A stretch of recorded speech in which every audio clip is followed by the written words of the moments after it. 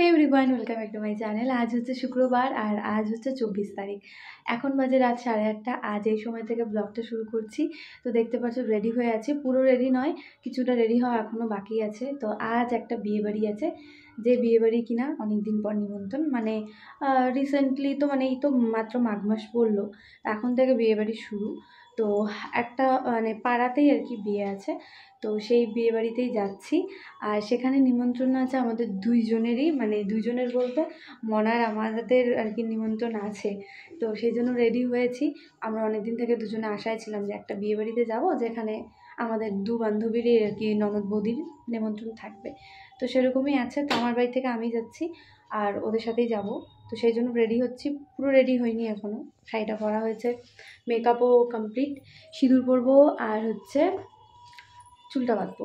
আর এই যে ও হচ্ছে রেডি।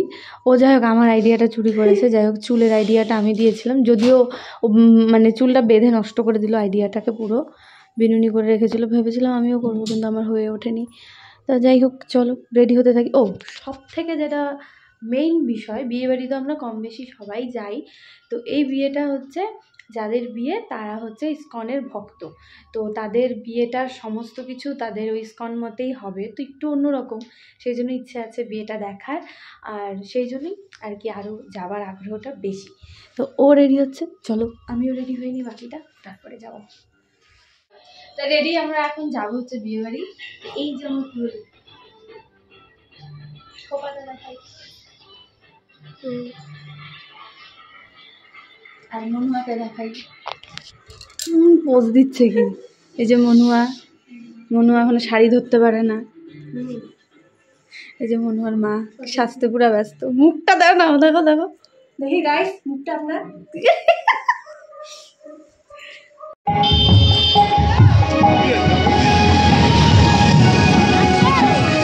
দিদি আগান।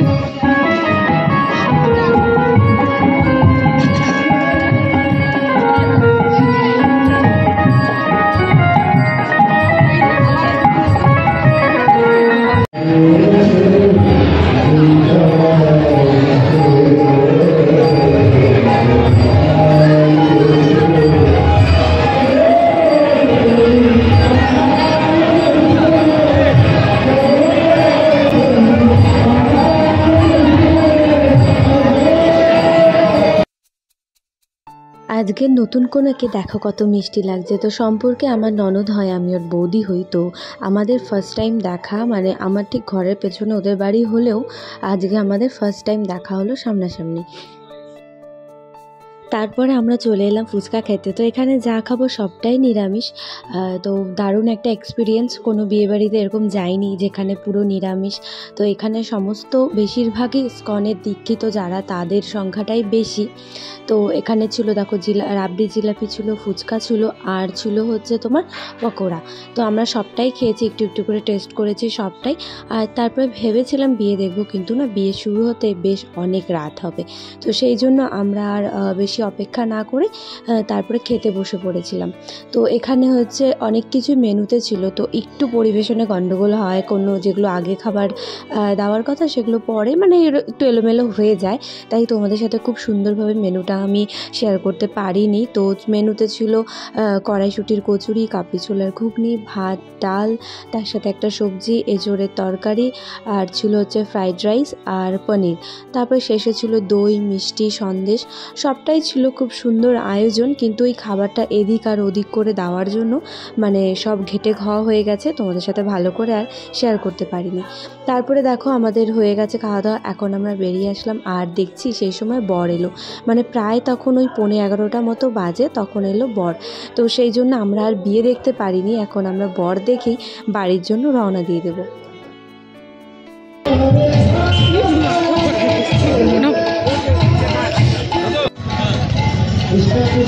আমাকে ভিডিও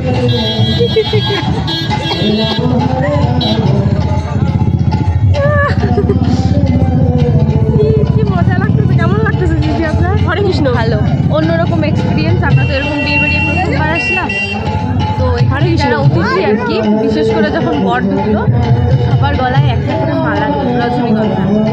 তো আমি ওরকম পেয়েছি। বন্ধ করো। রাধে রাধে বললাম বিয়ে বাড়ি কমপ্লিট। হ্যাঁ, হরে কৃষ্ণ। তা এখন আমরা যাব হচ্ছে বাড়ি। বিয়ে দেখার ইচ্ছে ছিল কিন্তু মাত্র বর আসলো, মানে বাজে এখন প্রায় বোধহয় 11টাই। হ্যাঁ, 11টা বাজতে 10 মিনিট বাকি, এখন আসলো বর। তো বিয়ে শুরু হতে আরও অনেক দেরি, তাই আমরা বাড়ি চলে যাচ্ছি। খাওয়া দাওয়া হয়ে গেছে, এবার যাই বাড়ি। বহুত ঠান্ডা গাইস, আমি চাদর নিলাম রাস্তায় বেরিয়ে, তো এদের ঠান্ডা নেই, এই যে তাই জন্য এরা নিল না। আমিও এককালে আমিও এমন করে ঘুরতাম, কিন্তু এখন আর না। ভেতরে ফ্যাশন করেছি অনেক, আমার এখন বয়স হয়ে গেছে, সেই জন্য আমি এত ফ্যাশন করতে পারি না। 62 তা একটা চাদর গায়ে দিয়ে দিলাম বাড়ির পাশে। বয়স 62 আপনার দেখি কোন হ্যাঁ, আমার বয়স এখন 62।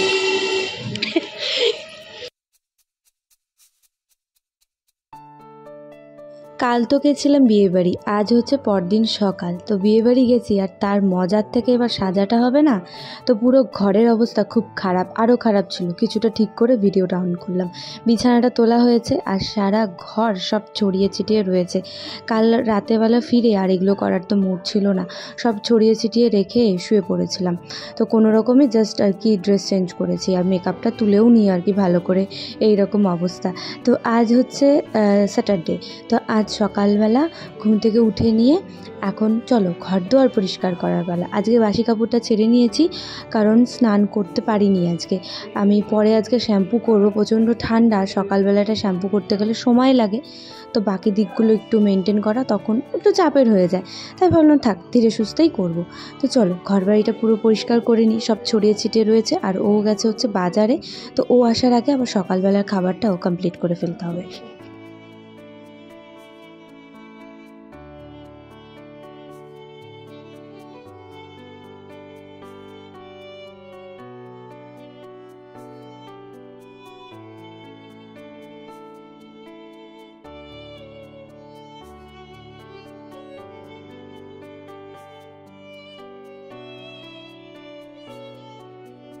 এই 3-4 দিন মতন হয়েছে আমি ছাদে আছি না।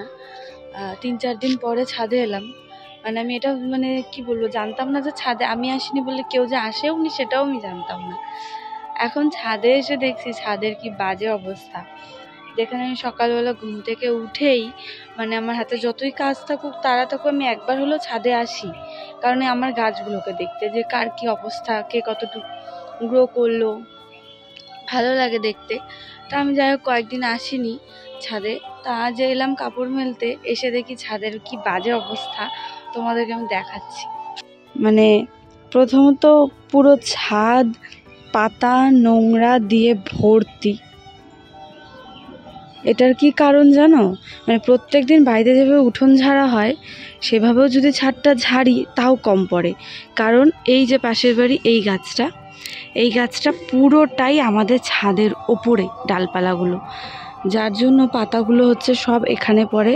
ওনাদের অনেকবার বলা হয়েছে গাছের ডালপালাগুলো কাটতে, গাছটাকে আর কি ঠিকঠাক করতে, যাতে আমাদের এখানে না আসে। ডালপালাগুলো ছাঁটলে পরে তো এতটা পাতা আসে না না। তো যাই হোক, গাছটা খালি ওই জমিতেই, পুরো ডালপালা আমাদের ছাদের ওপরে, সেই জন্য এত নোংরা হয় মানে বলার বাইরে। সেখানে তো বললামই তোমাদের 3-4 দিন আমি আসিনি। আর এই ছাদটা পুরো ঝাড়তে দম বেরিয়ে যায়, মনে হয় যেন কিছুই না, ঝাড়তে গেলে দম বেরিয়ে যায়। আর এই সাইডের এগুলোকে ওই টবে মাটি ভরার জন্য মাটি বানাচ্ছিলাম, কিছু বানিয়েছি আর কিছু বাকি। তো আজ স্যাটারডে, দেখা যাক করতে পারি কি না। আর গাছগুলোর জন্য যে কষ্ট লাগছে, আমার মিষ্টি কুমড়ো গাছগুলো এত সুন্দর লকলকা হয়েছিল, ডালপালাগুলো এত মানে মোটা ছিল ডোগাগুলো, কিন্তু সব কেমন কুকড়ে যাচ্ছে, পাতাগুলো ডোগা ছেড়েছে বাট কেমন হয়ে যাচ্ছে। আর পাতাগুলোর রং দেখছো, মানে গাছের যদি যত্ন না নেই একদিন ব্যাস অবস্থা খারাপ। মানে এত সুন্দর গাছ আমারই নিজেরই খারাপ লাগছে। এখানে আলুর শাক আর কি হয়েছে, এখানে কয়েকটা আলুও হয়েছে, ধনেপাতাগুলো মরে গেছে, 2-1টা আছে, আর বাকি তো পুরো ছাদের অবস্থাই বাজে।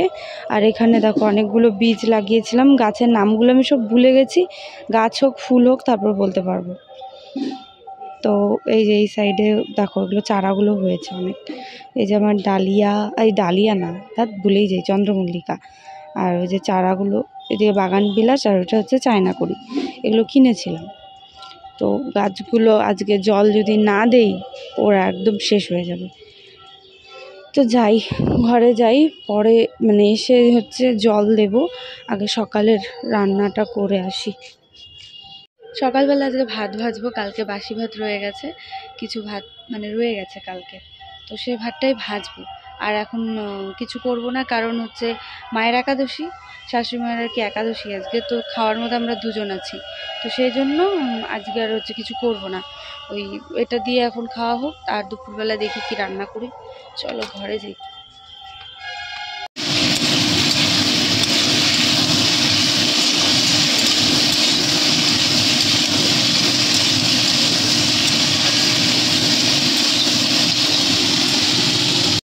সকালবেলায় তো ভাত ভেজেছিলাম, তখন আলু ফুলকপি আর পেঁয়াজ দিয়ে ভাতটা ভেজেছি, ওই ভাজাটা একটু তুলে রেখেছিলাম ওর জন্য, ও ভালোবাসে। আর দুপুরবেলায় দেখো শিম ভাজলাম, আর এখানে ছোট আলু মটরশুঁটি আর হচ্ছে ফুলকপি দিয়ে ডিমের ঝোল করব। তো ব্যাস এটাই হয়ে যাবে। আর শিম ভেজেছি বললাম, আর সকালে ভাজাটাও রয়েছে, তো আমার ওই ডিমের ঝোল ভাত হলেই হবে, আর ইচ্ছেও করছে না আজকে কিছু করার। ঘরের সব কাজবাজ সেরে নিয়ে তারপরে এলাম হচ্ছে ছাদের ঘরটা। তো এই ঘরটা তো ওই হাফ দেওয়াল দিয়ে ওপরটা টিন করা হয়েছে আর কি, সিঁড়ির যে চিলেকোঠা ঘরটা থাকে, তো এটার মধ্যে একটা চৌকি পাতা আছে। তো সেটাকে অনেক দিন থেকেই ভাবছিলাম যে বিছানাটা পাতবো, তো আজ হচ্ছে বিছানাটা পাতছি। এই ঘরটাকে অনেক রকমভাবে ইচ্ছে আছে গোছানোর সাজানোর, কিন্তু ওই করা হয়ে ওঠেনি এখনও। যাই হোক, তা আজকে বিছানাটা পাতছি, যে না পেতে পুঁতে এই দেখো পাটিটা বিছিয়ে সব ঢেকে রাখলাম, পরে দেখা যাক আরও কিছু করবার। নিচটাও পরিষ্কার করলাম, প্রচণ্ড ধুলাবালিতে ভর্তি। তারপরে শুরু হলো আমার ছাদ পরিষ্কারের অভিযান। পুরো ছাদটা পরিষ্কার করতে বিশ্বাস করো দম বেরিয়ে যায়, মানে ভিডিওটা অনেক স্পিডে মনে হয় যেন কিছুই না, কিন্তু ঝাড় দিতে গেলে প্রত্যেকটা টব সরিয়ে পাতাগুলো, উফ কী যে কষ্ট, কি বলি আর। তো যাই হোক, করতে তো হবেই, কারণ আমার একদম নোংরা ভালো লাগে না। চোখের সামনে কাজ পড়ে থাকলে আমার ভীষণ শরীরে একটা অস্বস্তি হতে থাকে, মনে হয় শুধু কতক্ষণে করব। খুব বেশি প্রবলেমে না পড়লে, শরীর খারাপ না হলে আমার কাজ ফেলে রাখা একদম ভালো লাগে না, সেটা যেটাই হোক। তো সেটাই করতে বসে গেলাম, আর তোমাদের দাদাভাই বসে ওই টবগুলো আজকে রেডি করছিল, মাটি ভরছিল। তো সেগুলো তো গাছ বুনবো, ও আরও অনেকগুলো গাছ এনেছে গাঁদা ফুলের, তো সেগুলো ওর মধ্যে আর কি পুঁতে দেবো আর কি। তো যাই হোক, ছাদটা এখন পরিষ্কার করে নিয়েছি, তারপরে যাবো হচ্ছে স্নানে। প্রায় বেলা 3টা বাজতে নিল আজ। আমাদের এখানে আমি এসছি পর থেকে একটা কথা শুনি যে ঝুড়িপাড়ার কীর্তন যখন শুরু হয় তখন নাকি জম শীতে পড়ে। তো কথাটা না এখন দেখছি সত্যি। বিয়ে 4 বছর তো হলো, আর 4 বছর থেকে খেয়াল করছি আমাদের এখানে ঝুড়িপাড়ায় কীর্তন যখন শুরু হয় এতটা শীত পড়ে বলার বাইরে। আমি বুঝি না কেন, এর সাথে কি কানেকশন শীতের জানি না। তো মানে একটা অদ্ভুত ঘটনা আমার এটা মনে হয়। তো কিন্তু কথাটা কিন্তু সত্যি, তোমরা যারা দিনহাটায় থাকো অনেকেই হয়তো জানবে। তো তারপরে দেখো আজকে শ্যাম্পু করলাম, প্রচণ্ড শীত, 3টার বেশি বাজে এখন। তারপর ড্রায়ার দিয়ে ওই জন্য চুলগুলো শুকিয়ে নিচ্ছি, কারণ নয়তো শুকাতে চাইবে না। আর আমার যেহেতু চুলটা বড়, আর সত্যি রোদ না থাকলে খুব প্রবলেম হয়ে যায় শ্যাম্পু করলে। তো যাই হোক, রোদের তো বংশও নেই আজকে, তাই ড্রায়ার দিয়ে চুলটা শুকিয়ে নিলাম। খুব একটা শুকাই না, মোটামুটি শুকিয়ে নিই, কারণ আমার ড্রায়ার চুলে দিতে ভালো লাগে না। তো হালকা একটু শুকিয়ে নিলাম, ওই প্যাচে ভেজাটা যাতে না থাকে সেই জন্য। তো তারপরে চলো এখন একটু সিঁদুর পরে নিচ্ছি, আর তারপরে যাব হচ্ছে এখন খেতে দেবো, ওকেও খেতে দেবো, আমিও খাবো। তাহলে আজকের মতো কাজ আর কি কমপ্লিট হবে। পুরো চুল ভিজিয়ে স্নান করলে সেই দিন কিন্তু শান্তিটাই আলাদা রকম লাগে। যাদের ছোট চুল তারা তো করতেই পারো, কিন্তু বড় চুলের খুব প্রবলেম হয়ে যায়। আগে তো রেগুলার করতাম, কিন্তু এখন শরীরে সহ্য হয় না। তো আজকে পুরো এই কনকনে ঠান্ডার মধ্যে ওইভাবে স্নান করে বেশ আরাম লাগছে। তো যাই হোক, চলো আজকের ব্লগটা তাহলে এখানেই শেষ করছি। তোমাদের সাথে আবারও দেখা হবে পরের ব্লগে। সবাই ভালো থেকো, সুস্থ থেকো, টাটা।